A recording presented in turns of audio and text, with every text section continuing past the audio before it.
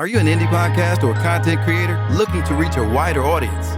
Look no further. Introducing Podcastic, the ultimate podcast network designed exclusively for indie creators like you. At Podcastic, we believe in the power of unique voices and fresh perspectives. We're here to amplify your passion and creativity, connecting you with a growing community of engaged listeners who crave original content. Podcastic is more than just a platform. It's a support system built for indie podcasters, offering a range of resources to help you succeed. From tailored promotional campaigns to professional production assistance, we're here to help you shine. Our intuitive platform makes it easy for you to be seen and heard. We do all the heavy lifting for you. You just show up and create. Plus, with our advanced analytics, you'll gain valuable insights into your audience's preferences, allowing you to refine your content and grow your fan base. Ignite your passion, expand your reach, and thrive with podcasting. Visit our website at www.podcasticlife.com to get started. Podcastic, the home for indie podcasts and content creators. The content you're about to hear is a part of a paid programming segment. The views, opinions, and statements expressed belong solely to the sponsor and do not reflect those of Podcastic or its host. This segment is for informational and promotional purposes only and should not be considered as advice or endorsement. Listener discretion is advised.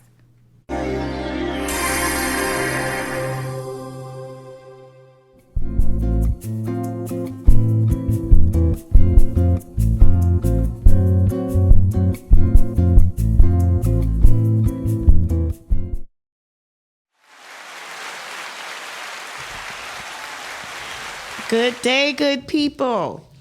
This is your Inspired Journeys, Lessons for the Journey. Today, we are seeking out another purpose-filled episode produced by Podcastic Studios and your Inspired Journey live here every Friday at 12 noon on Facebook and YouTube. I am your host, Dr. Hetheru, and every episode, we explore and realign women's wellness, understanding our whys, spiritual insights, healthy relationships, and real life lesson journeys. Every conversation is designed to help you understand your why, heal emotional patterns, grow in spiritual maturity so that you can move differently in this next chapter life. If you're seeking clarity, healing, empowerment, then this podcast is for you.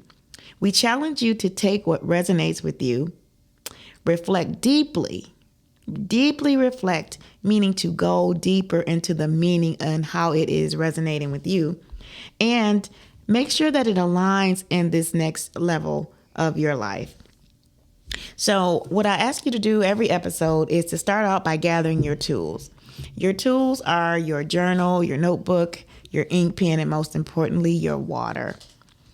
One of the reasons why we encourage you to drink water, especially while listening to this program, but as you go into deeper understanding about any other thing that you're learning or opening yourself up to, is that you need to hydrate, because hydration allows your executive functions to maintain so that you're able to make good decisions. You're able to hear clearly versus being in survival mode. And what happens when we're dehydrated is that we're in survival mode. So only the essential functions are actually happening at the highest capacity.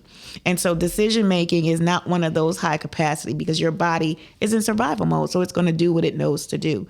And executive functions, so thinking and making decisions and things like that, are not a part of that priority.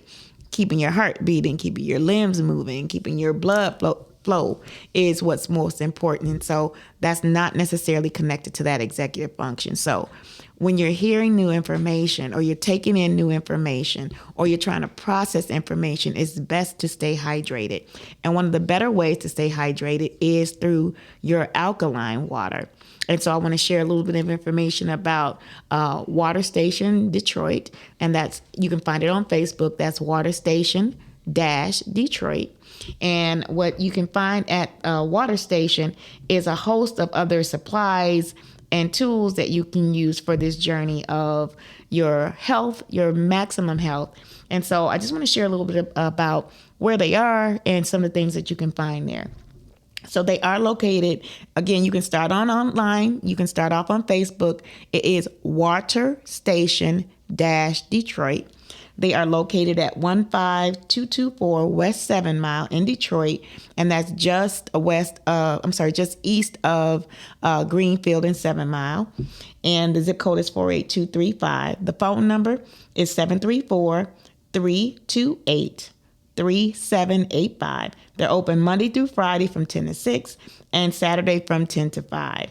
Some of the other options that you have outside of the alkaline water include a selection of bitters, herbal powers, a sea moss gel, herbal teas, male enhancement products, and organic produce. And so as the weather warms up, so does the variety of fresh produce that you can get. So if you're looking at vegan options, or you're looking at more healthy choices, is right here, right where you have access in the city.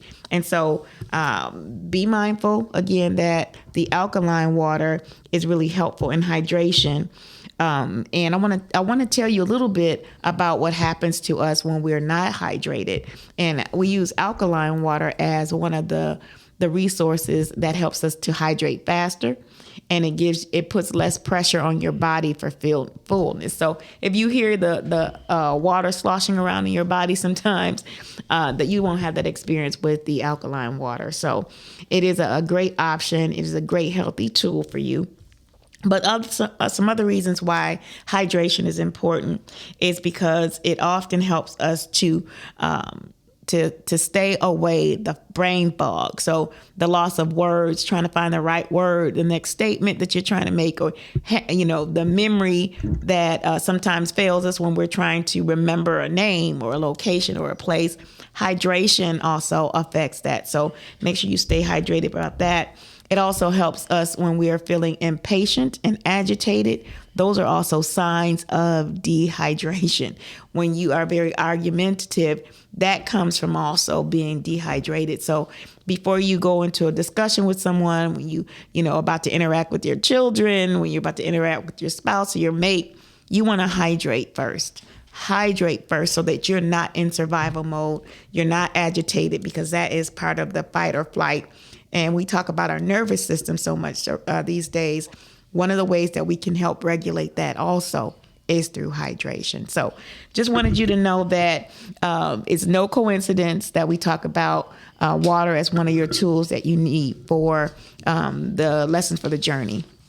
And so, again, I hope that you are hydrating, and that some of the things that I want to share with you today, that you're able to take notes, that you're at least put it in your memory input, put it in your memory bank so that you can go back and refer to it and reflect on it. And also you can listen to the shows on Podcastic after the show today, but you can also listen to it on my Facebook, on my YouTube channel.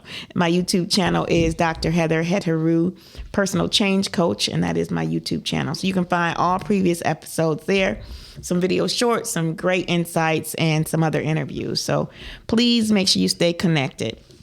So our topic for today, May 1st, 2026, is signs of being spiritually aware. Signs of being spiritually aware. And so if you want to call in, if you want to share some comments, please reach out to us at 810-560-0658. Again, that number is 810-560-0658. And so I just want to, before we begin our show today, I just want to encourage all of you out there who are friends and family of Maat Sabah, who is my co-host on this episode, the owners of the water station. Just keep the family lifted in prayer as they go through this new chapter of their lives, and making sure that we're all praying for one another, because that power of prayer is very intentional and it works. So I wanted to just mention that today as we talk about signs of being spiritually aware and how this particular topic came to be. So I always share these reflections to frame some of the conversation that we're going to have and some of the information I'm going to share with you today. So why this topic was important. So people have asked me, what do I mean when I say spiritually aware? If you see my posts or my hashtags, I always add that as part of the awareness, to tap into those people, to see who is who it resonates with. And so when you hear spiritually aware, does it resonate with you? And if it does, and by resonate, I mean, does it cause you to respond? Does it cause you to say, how does it, how do you react when you hear that term? So if you have a reaction, if it just passes you by, then it's likely not for you at this time. But if it does, then this means that it is also an opportunity for you to hear, gain some insight, new information, as that is what this podcast is about. It is about sharing the journey lessons, but also making sure that you have new information, even if it's just a new perspective or deeper insight or more reflective on some of the topics that we speak on. And so if it shows up in your life as a trigger when you hear it, then this is going to be a really great opportunity for you. So I'm going to encourage you to get your notebook, your journal, because it's some really interesting information that's going to unfold from understanding and seeing your signs of being spiritually aware. So this perspective, I'm going to say, is from the post-COVID season. So the last few years, mostly since COVID, we have been in an intentional shift. The old ways of being no longer motivate us. We have endured through one of the hardest forced seasons of change and reflection in decades. We've been forced to look at ourselves, our children, our families, our communities, our world, and put it in some form of context. Part of it is physical, but more deeply, it has been spiritual. While the remnants of the world that is splintering into more division, it has deepened a desire to know and to be and to reconnect. The desire to reconnect is the source of our spiritual awareness. And so if you have some thoughts on that, and our open questioning today is, what are three main ways that COVID has changed and or impacted your ways of being in your daily life? Let me say it again. What are three ways that COVID has changed and or impacted your ways of being in your daily life? And so when I talk about ways of being, it is your behavior, your choices. People ask how you be, how are you doing, what are you doing? All the things that motivate your decisions, your conversation, your activity. What are those things? Those are part of our ways of being. And there's some programming playing in the background of our ways of being. Some lessons that we've learned, some things that we've heard. Last week, our topic was breaking agreements with limited beliefs. And so some of those beliefs are always in the forefront of how we are, whether we speak to someone when we walk by them, whether we feel frightened or afraid when we go into certain places. A lot of that is from programming. A lot of that does come from experiences, but what we choose to do with that experience and how we choose to process that becomes part of our ways of being. It is the thing that plays in the background that says we should do this, say this, act this way, react this way. All of that is part of our ways of being. And so some of the things that may have changed you as a result of COVID and that experience. For a lot of people changed careers. People felt like, I need to do something more meaningful. I want to do something that's going to build more wealth for me and my family. I want to be more spiritually connected. So I want to follow my purpose and my calling, or I'm seeking out my purpose and my calling. A lot of those types of decisions came out of that COVID, that season of COVID. We were already in the age of Aquarius, which was already the rise of our spirituality, is the rise of our spiritual gifts. So that was already happening. That season of COVID pushed us or accelerated that way of thinking, that way of being, the seeking of new knowledge, the seeking of reconnecting, remembering. And this year in particular is a strong year of remembering, pulling ourselves, the members of ourselves together. It also shows up in people joining new groups, whether that's a community group, whether that's a support group, whether that's a circle or your tribe. It also has pushed us into membership, being connected to other people beyond just an interest, but beyond just our survival. This is a choice. This is a regathering in terms of members as well. So being able to see yourself through this lens is extremely important. And being able to take this journey of self-reflection is another level of awareness and awakening that we are having in this season. So I want to make sure that if you're thinking about this question, to really think deeply on it. Are you, and what has changed and impacted your ways of being in your daily life? So post-COVID, for me, I became more visible. I needed to share more of the information, more of the journey, more of what I've learned, more of the tools. Right after COVID was an elevation for me.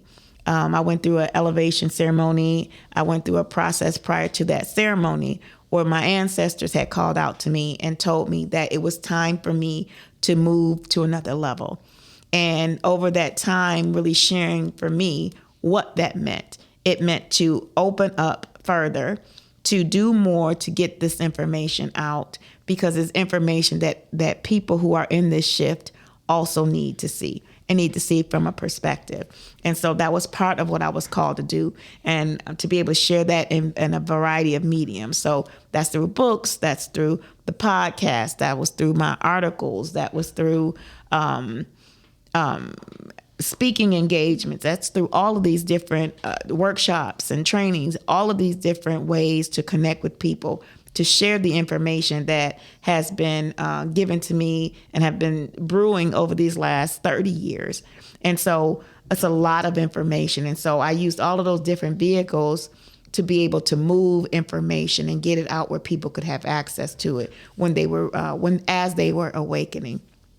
And so some of the ways that it changed for me was it pushed me outside of my comfort zone. I'm normally in the background of a lot of things, and it made me have to stand up front so that I can share very authentically the experiences that I have. And of course, being as authentic in my ways of being as I can be. So that's part of how it has changed my life, my daily life. And so people who say, I see more of you now than I had in the past. Yeah, if you weren't in the circles that I was a part of, it would be less likely to see me. So part of that, my change had to do with being more visible and sharing more information and pouring more out into community and into the spaces where people could use that information. So if you have some thoughts about you and where you are, let's see. We have a few comments. Hey, Chantel, thanks for listening. Hey, my aunt, thanks for listening. Blessings for your prayers. Absolutely. And so I see Chantel shared that, she was talking about the limited beliefs can keep you stagnant. And she said, you have to unlearn you have to unlearn that learned behavior to grow, for sure. Thank you for sharing that too. And so as we move into this first part of this conversation, I do want to, Dr. Sabrina, Dr. Vitanji, thanks for watching. As we move into part one of this conversation, the post-COVID spiritual awakening, I want to share a little bit of insight here too. Although we are years into the age of Aquarius, which we talked about, one of the universal cause for heightened spiritual awareness really activated for a lot of people in 2020, which is, that COVID era. But it set into motion a new level of awakening based on spiritual trends, awareness emerging to present day, often a spiritual awakening that feels like a soul recalibration or a shift from fear-based living to authentic, inner-driven life.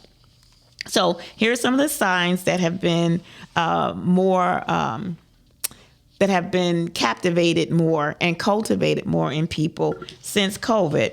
One, a deep, more than surface need for authenticity and boundaries.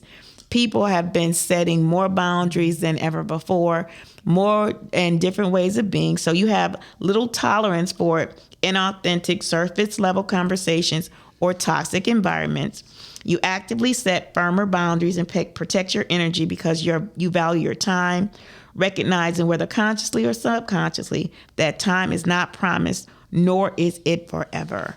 That reality of time has also been a part of this journey that set in again post-COVID. There was especially people who have experienced those deeper losses and COVID and during COVID, and those resets, resetting your way of being, resetting your mindset, resetting your finances, how you see life moving forward.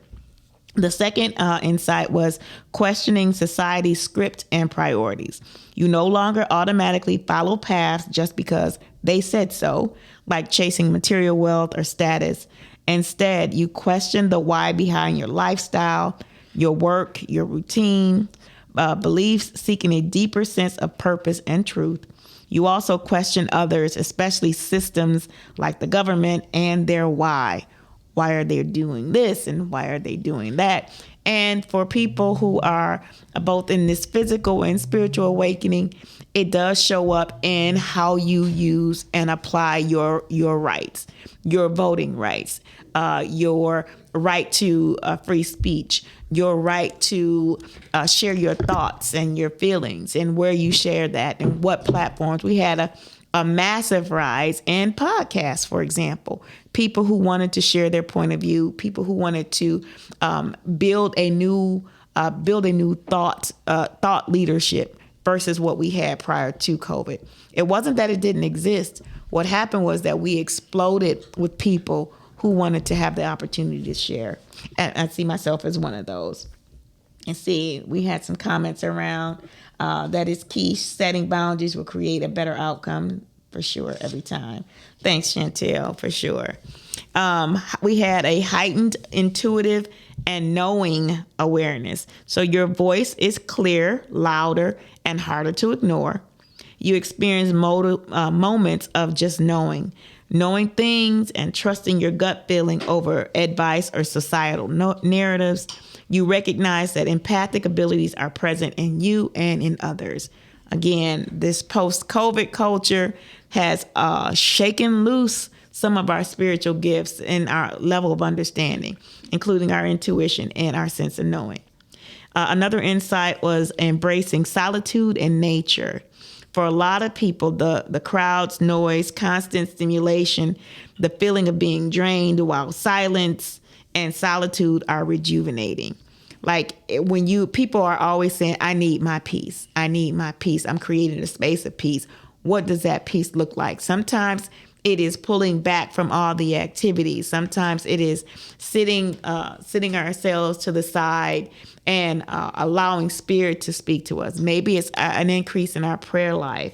Maybe it is, maybe it's looking at things differently, removing a lot of the noise that is in your background, a lot of the negative spaces that people occupy, and turning to nature. So walking outside more.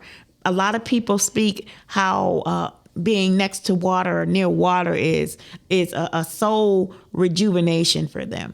Like it really puts them in touch with themselves and closer to spirit. And so they spend more time by bodies of water. They go to Belle Isle. They go to the riverfront. They created water spaces in their own yards, ponds, and some people may have more aquariums or fish tanks. They just want to look at nature. And then some may even have created outdoor spaces on their patio, their decks, their yards, finding those spaces to connect, right? That connect you to nature. The more you do that, and sometimes it's just a change of colors. So having more natural colors in your environment, wearing more natural colors, things like that have also impacted us and have changed the way that we have and we embrace nature. Another way to consider this embrace is beginning to recognize that even on your social media, on your phones, the endless scrolling on social media, or the endless episodes or series of that show up in media, that we use for entertainment, that now even in those entertaining spaces, you're looking for more spiritually connected meanings. You're looking for what resonates with you. And there are lots of shows that have started and impacted a lot of people that make them think about their religious beliefs, make them think about their spiritual beliefs, make them think about the purpose that they may have, or spiritual gifts that may have been unlocked during this season.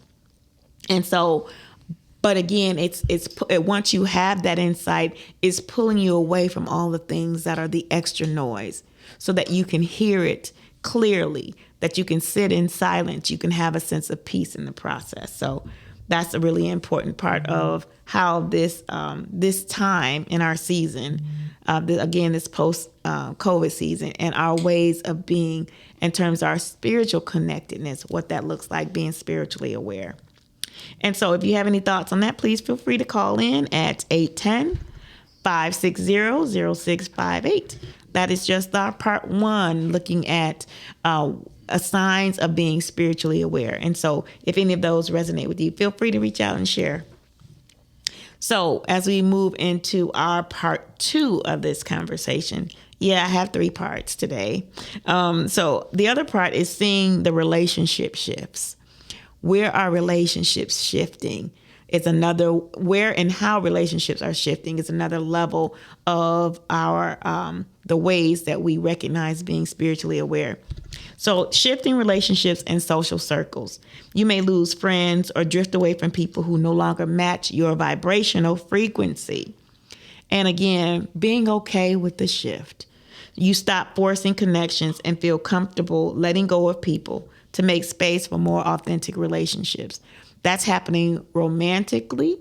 That's happening even with our children. We stop forcing them to try to do what we want them to do, or that we see what's best for them. We begin to step back and allow them to start to live their lives in a way that may be based on their choice, but we still try to put those safety guides and guidelines around them.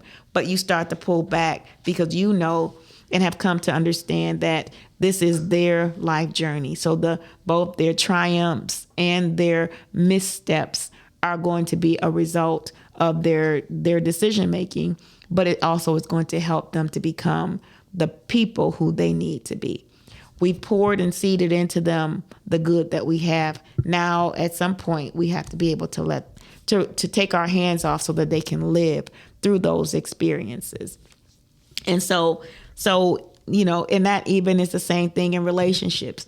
We stop trying to make somebody successful, start to make somebody think healthy. We stop making somebody or trying to make somebody be something that is really against everything that they have been presenting, because we want the best for them. And we start to take our hands off. We start to step back and allow those people to be who they need to be, but you don't have to necessarily be a part of it. That you're growing and you want to see those around you who you love and care about grow too. But if they're not ready, you have to take your hands off and step back and allow them to have the experience. And so it is difficult, but when you start to recognize that this is a reality of spiritual growth and spiritual awareness for yourself, you start to allow people to take their own journey in the ways that they see that is best for their journey. And you be okay with that, because what you do is you cover them in prayer. You hold the intention, you hold the space for their best, and you step back so that the stress does not weigh you down and keep you emotional and caught in these emotional loops of ups and downs because of how somebody is, the decisions that they're making, or the ways of being are not healthy for them or for a relationship with you. So you start to release and step back a little bit. And so the next insight around the relationship shift, you have an increased compassion and letting go of grudges. So forgiveness starts to take priority, and the different ways and the different levels of forgiveness. And some of it is realizing that, and we talk a lot on our other podcast, Put Your Family First, about our parents and our parenting, that you can't give someone what you don't have. As you become more spiritually aware, the understanding of that becomes more clear. And so what we do is we make it easier to forgive and to hold space for others' struggles, realizing that we are all carrying something heavy. Everyone is going through, and we have our own stuff to think about. You are less likely to judge or react in anger to situations that once triggered you. Now you are more reflective and less reactive. When we are highly connected to a situation and emotional about it, we are constantly reacting. We are constantly arguing or fighting or complaining or frustrated. And so when we don't understand somebody else's journey, when we don't allow them to take that step, to have that journey. And this time I'm not talking about our children. I'm talking about those outside of us, old friendships, coworkers, people who seem to be haters. Like, you start to have a different perspective, how you see them and how you release them. Like that, the fact that you are jealous or appear to be jealous, or the fact that your lens is different from mine, is not my issue. That is your issue. I have my own things to reflect on and to challenge myself on and to grow through. All of those things are important, but those are my responsibilities. Your feelings, your insights, your opinions, that's you. It is not me. And I no longer want to take on I'm just going to call it stuff, take on your stuff when I have my own to address. And so as we increase in our spiritual awareness, we start to see those things differently. And we also start to see that we don't see everybody's full story. You know, it's the image of the iceberg, right? The part that is on the surface above the water that you can see, but you don't see all of the steps, all of the experiences that got a person to that place. You only get to see them at the top of their iceberg. And so it's important to understand that you don't know somebody's backstory. You did not have to walk in their shoes. You don't know what prompts their decision making for the most part. But when you value and respect your own journey, your own path, it takes the responsibility of somebody else's success and somebody else's image and somebody else's ways of being or thinking. It takes the responsibility off of you and puts it back, your own responsibility back on you. If it's something that you want to see happen in your life, then you go through the process. If it's something that is happening in somebody else's life, you wish them well, you hold the space or intention for them, and you step back because you have more than enough in your own yard to tend to. So in your own garden to tend to. So that's part of the increased compassion and letting go of grudges, because you have a new lens now. It's not just, oh, they're hating on me. They are going through something too. And so it's important to have that. And that you release that as a trigger. A lot of people still struggle with those triggers of feeling like they're hated on, or somebody is jealous of them, or somebody is blocking or gatekeeping. Not that those things don't happen, but what is for you, regardless of who might be standing at that gate. So recognizing that and embracing that is another way to open new doors, open new opportunities. But it also pulls the low frequency and low vibration away from you and allows that weight to fall away and allows your blessings and your health and your wealth and your love to increase. And so that's really important, that you release and remove those things that are blockages to you. It is another way of being spiritually aware.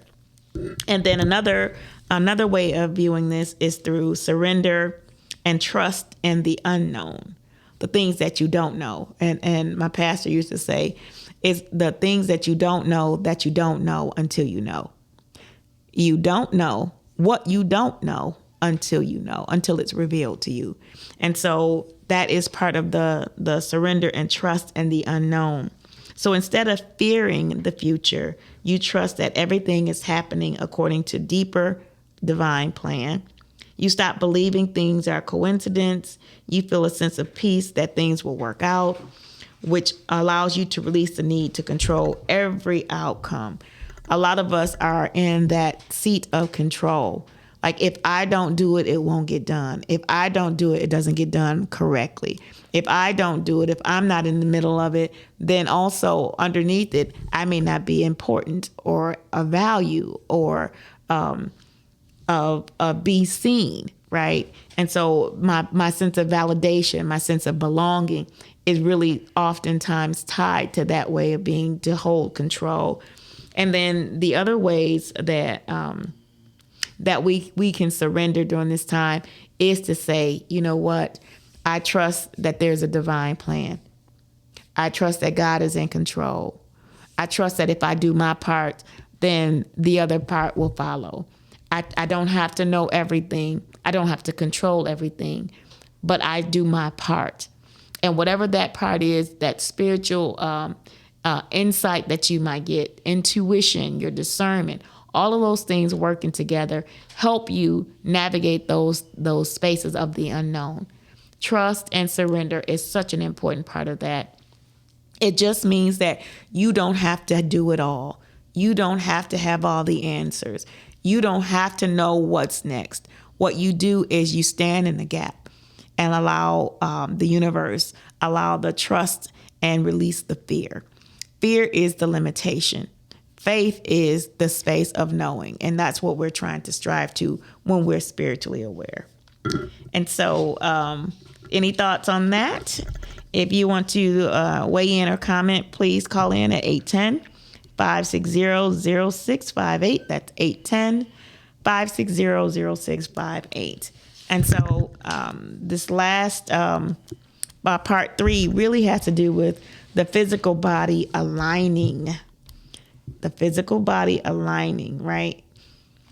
As we talk about being spiritually aware, there you have that sensory experience. You have that in your mental state. You do have that in your physical state too.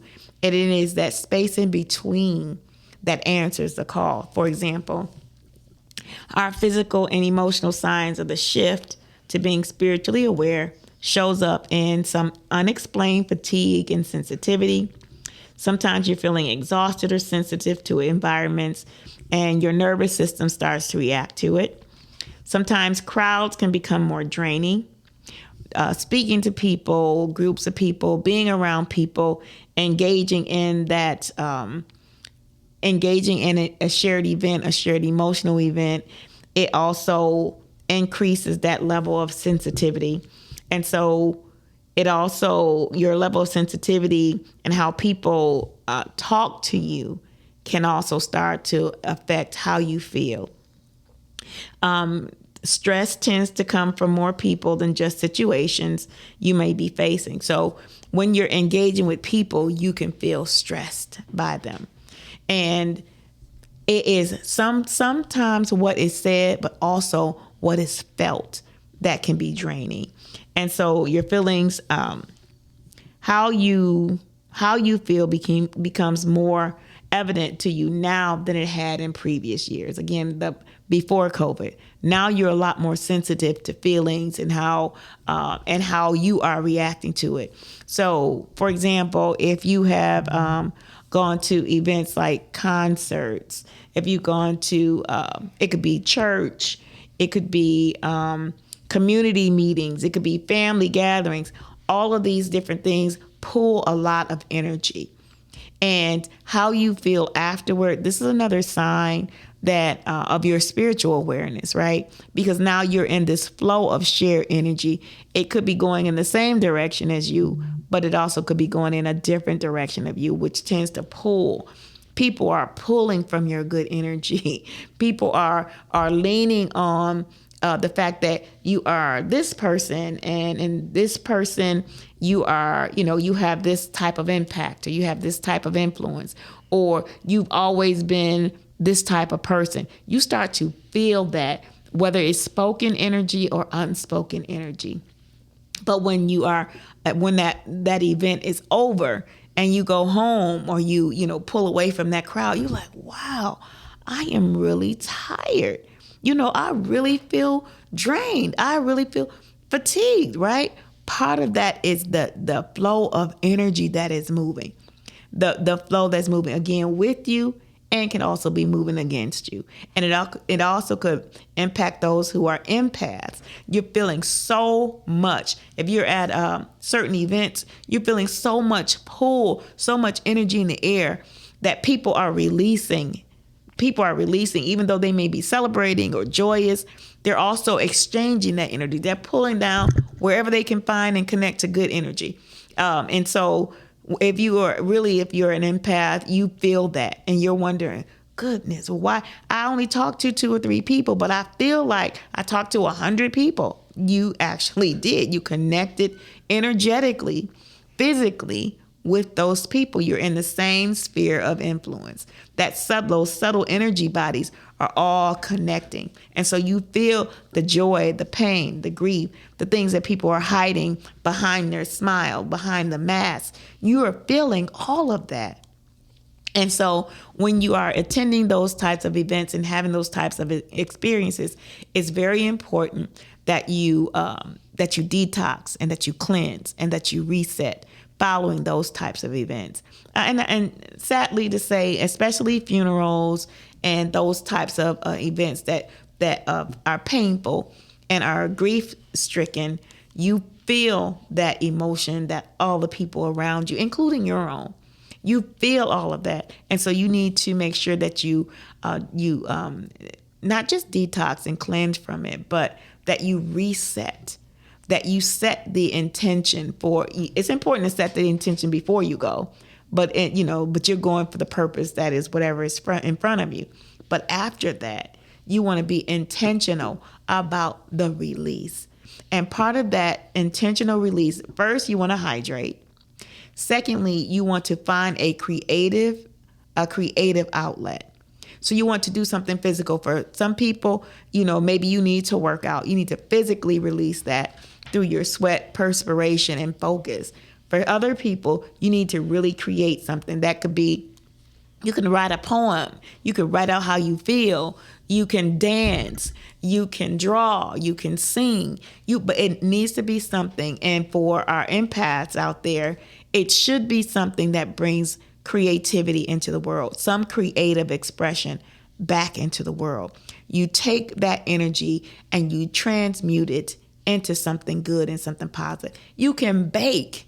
You can bake a cake or a pie or cookies, or you bake some bread, whatever, that you can change that negative energy or that heavy energy. It doesn't have to be negative, that heavy energy into something useful. That's one of the best ways, because the universe and the world and your family and people around you get to benefit from that, right? Just the smell of, if you've ever passed anybody's house or a room or office that was making popcorn is one of those sensory experiences that automatically, one, it makes you hungry, but 2, it gives you a sense of lightness. It gives you a sense of memory that is connected often with something positive. So the smell, the sensory experiences that you can create, whether you're creating soaps or candles or lotions, all of those things, oils, bath salts, all of those things are important ways that you can take that energy and shift it into something important. Other ways that aligns with our physical our body is through our dreams and memories. And in this season too, it also stirs our recalling forgotten memories or having intense dreams. Sometimes it shows up in your dreams. You have recurring feelings and thoughts of being wealthy, contributing to the community and making things better. You feel compelled to do something and be more involved. You sense the collective consciousness. And so through the dreams and through the memories, it's also, that's looking back, but also it's a way of moving forward. How do you now take the energy or the emotion or the connection that you had to that past memory or that dream and put it into proper perspective, proper order, which is moving it from our now into our actions for the future. And a lot of people, when you are compelled to volunteer, compelled to help, that is part of where that spiritual awareness is being led and funneled through you. It's channeled through you. It can come from your ancestors saying, get involved, be a part of this change, go vote, make a difference. Connect with this organization, connect with this circle, connect with this vision, connect with this cause.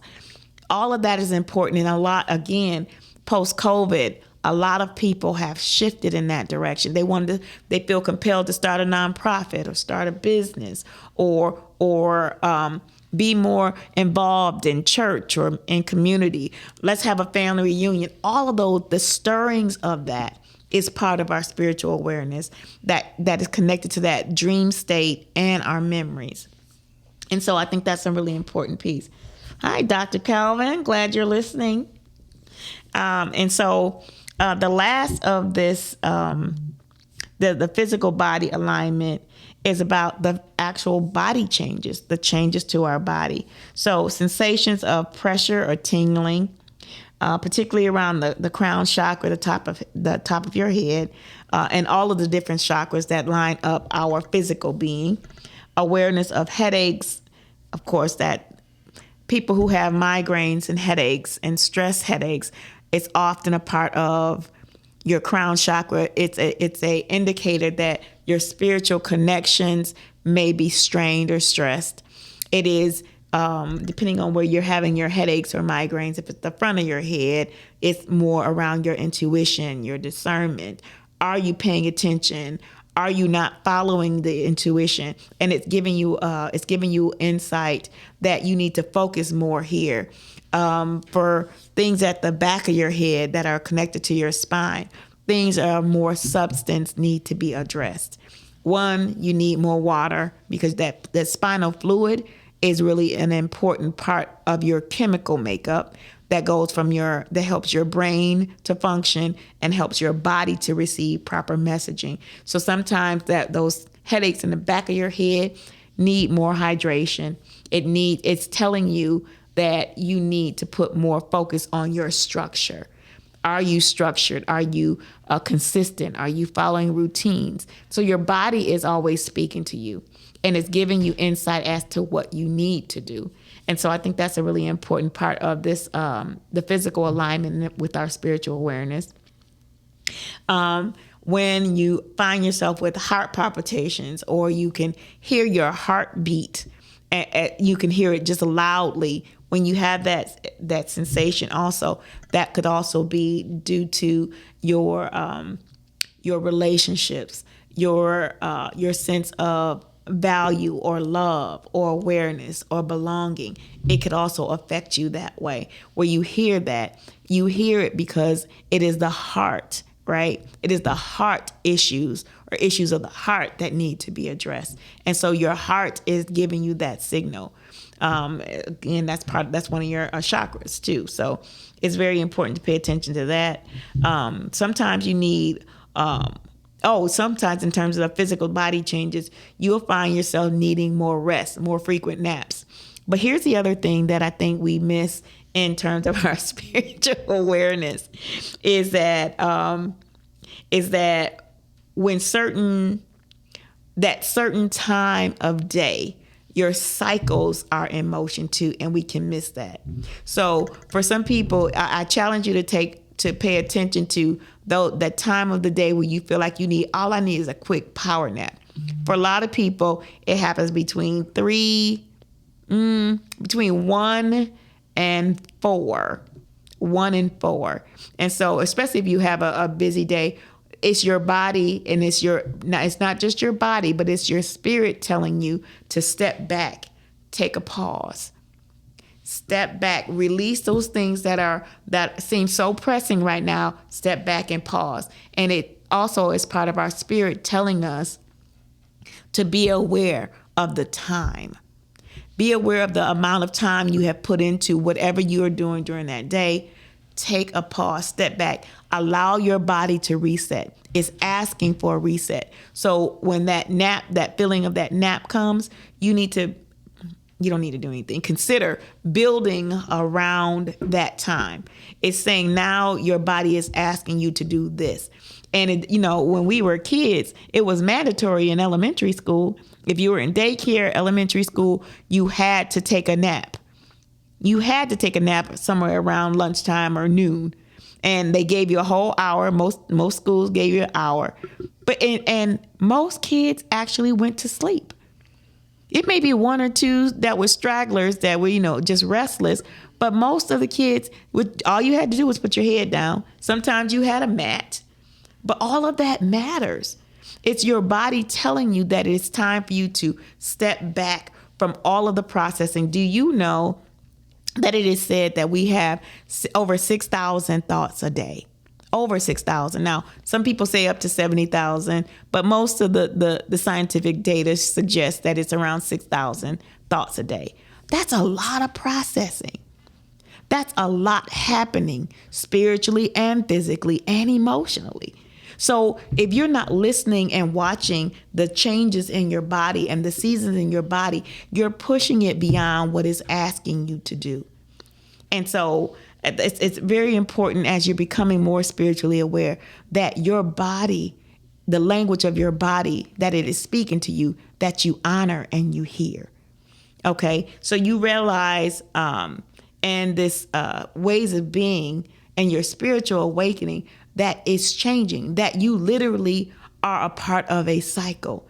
Sometimes that cycle is for the hour, for the day, for the week, for the month, for the year, and for several years. There are cycles, and we did have our brother Sutan Aten on a couple of weeks ago as he talked about our cycles and our seasons, that there's a season for your year, there's a season for the month, and he actually connected that to the day of our birth, the day and time of our birth, or the year of our birth. So it is real. The universe recognizes that as we become more spiritually aware, we connect with the universe that is telling us these things about our body.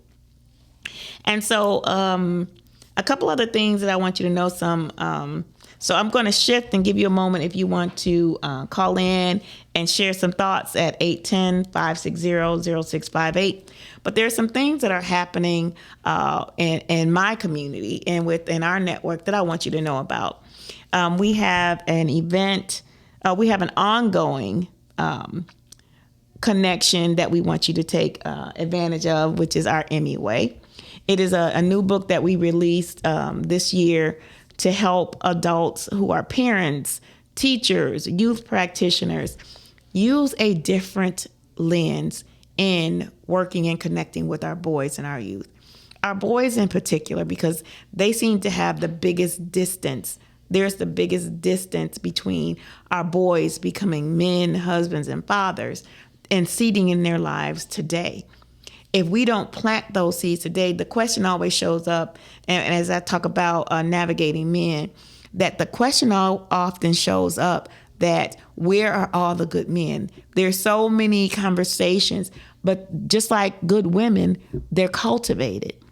They don't automatically arrive. They are cultivated through life experience, through interactions with others, through interactions with their mothers, the other women, and the relationships that they have as they are maturing. And if we are not giving good feedback, if we're not cultivating them the whole way, you can't expect that your 10-year-old 20 years from now is going to be the man that's going to be someone's mate. If that's not being cultivated now, if the level of respect is not connecting, if we don't understand his language. Now, it's a very, this day and time, just like we all shifted post-COVID, there was a shift in our children as well. And it pushed them further and deeper into a level of technology where the conversation that they're having is a more inner dialogue. And the book, The Emmy Way, helps us to understand what that dialogue is, helps us to better connect and communicate, and what is respect to them. And as adults, we use our our old ways of being, how we were raised, and all of the stories and all the experiences that we had as we were growing up. We try to project that onto our kids, and it does not work for them that way. They have less interest in your when I was your age stories than they do as asking us to understand who they are now. They want to communicate, they want to belong, but we tend to push them away with our adulting minds versus connecting with them and meeting them where they are. So the Emmy Way helps as a remedy for that in any position that you are as an adult interacting with their young people. So the book is available on Amazon. You can find it under the Emmy Way. That's EMIY, Encourage Me, I'm Young Way. You can find it on Amazon and other platforms. So I hope that you get the book and connect with us so that we can change the dynamic of what we're seeing as we're moving forward. And the other thing that we have for boys is our Emmy Boys Boot Camp. It is part of this movement around 1 million ways that boys matter, or 1 million reasons that boys matter. This is a part of that initiative that is a national initiative. We are starting, expanding from our local work. Again, this is a free opportunity for especially our mothers and grandmothers that are looking for positive male models for our boys to help them with attitude adjustments and understanding the level of respect to adults and understanding how their own value that you see that we feel that they don't see. So we can also connect them in ways that helps them to be more physical, because the more your sons are sedentary, the more they are sitting around video games and sitting around scrolling on their social media, they are really being impacted. One of the major ways that they're being impacted is that they lose the amount of testosterone that allows them to be males. That affects their growth, the growth hormone. It affects their activity, and it also makes them a lot more passive. And a lot of the foods that we are feeding our boys and feeding ourselves, we don't know that more. Some foods are designed to increase the levels of estrogen that are going to our boys.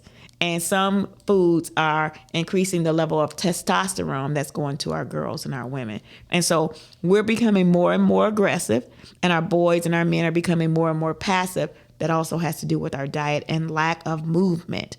And so this is our way of reaching back into our community to support our mothers and our grandmothers. Get your boys active. This is a free opportunity for the next few weeks. Sign up. You can find us on Emmy World. You can sign up there. Go to emmyworld.com. Look under more, the link that says more, and you see Emmy Boys Boot Camp. Get your boy, your 8 to 16-year-old, into this program while this program is free.